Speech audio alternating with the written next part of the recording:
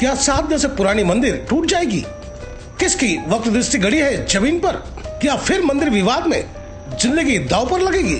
क्या है हकीकत और क्या है अफसाना? खबर विस्तार से।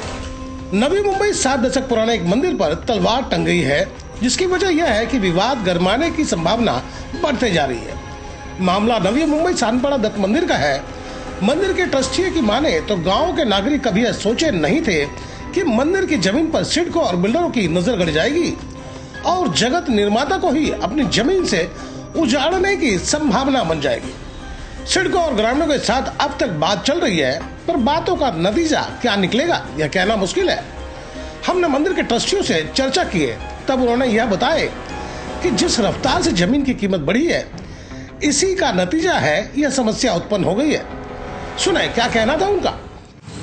मामला ये है कि हम लोग इतने साल से जो यहाँ पे दत्त मंदिर स्थापन किया हुआ है, ये स्वयंभू मंदिर है और ये किसी लोगों ने स्थापन किया हुआ नहीं है। बट ये स्वयंभू मंदिर की परंपरा ऐसी है कि सानपाड़ा ग्रामस्थ का परिवार का हर एक बंदा यहाँ पे अपना सबों का आस्था का केंद्र है, आप ये कहना चाहते हैं। जी आगे बताइए, मुद्दा क्या है? मुद्दा ऐसा है कि ये ज़मीन हमें सिडको से लीगल वे में हमारे पास हस्तांतरित होनी चाहिए, ताकि इसका हम लोग आगे विकास कर पाए। और विकास करने के इसमें हमारा गौशाला हमें बनाना है, धर्मशाला बनाना है, हॉस्टल बनाना है। यहाँ पे लोगों को हमें, जैसा कि आपने बताया कि 7 दशक पुराना ये मंदिर है, तो क्या पहले इस जमीन के बारे में इस तरह के डिस्कस सिडको के साथ कभी नहीं हुई? कभी आप लोगों ने महसूस नहीं किया कि इस तरह की समस्या भविष्य में आ सकती है?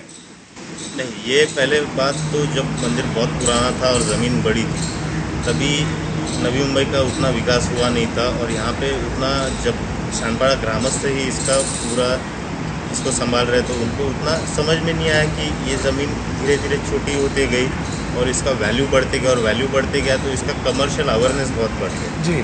और ये ज़मीन का आज सानपाड़ा का रेट 6 करोड़ रुपए। अब आप ये कहना चाहते हैं कि सिडको की दृष्टि इस जमीन पर लगी हुई है, आप ये कहना चाहते हो? 100%। तो मान लीजिए अगर सिडको ये जमीन मंदिर को नहीं देती और मंदिर ध्वस्त करने की योजना बना लेती है कि ये जमीन काफी कीमती है, तो आप लोग आगे क्या करने वाले? आपको लगता है कि सिडको का भयंकर विरोध किया जाएगा ताकि ये मंदिर को किसी भी सूरत में बचाया जा सके? ये अगर सिडको ने कुछ भी 1% का भी ट्राई यहाँ पे किया, हाँ, तो यहाँ पे किसी लीडर या पॉलिटिकल इसकी ज़रूरत नहीं है। लोगों को जब पता चलते इतनी यहाँ पे लोगों की आस्था है कि कई हज़ारों की भीड़ में लोग यहाँ पे जमा हो जाएंगे, किसी को विदाउट इन्विटेशन। फिलहाल देखना यह होगा कि इस विवाद का हल क्या निकलता है। हमने जो महसूस किया वह आपसे साझा कर रहा हूँ, सुने।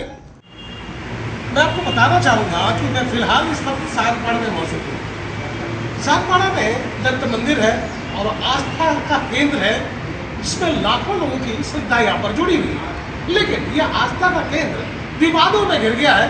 वजह यह है कि यहाँ की जो जमीन है, पहले कौड़ी के भाव हुआ करती थी, लेकिन अब करोड़ों के दाम लग गए हैं इस जमीन की। और यही वजह है कि सिडको और नवी मुंबई के बिल्डरों की इस जमीन पर नजर लग रही है। ऐसे में देखना होगा कि ये जो विवाद है, सिडको इस जमीन को लेकर किसी बिल्डर को दे देती है, या फिर यहाँ की जो ग्रामीण है जिनकी श्रद्धा इस मंदिर से जुड़ी हुई है, ये उन्हें लौटाती है या नहीं।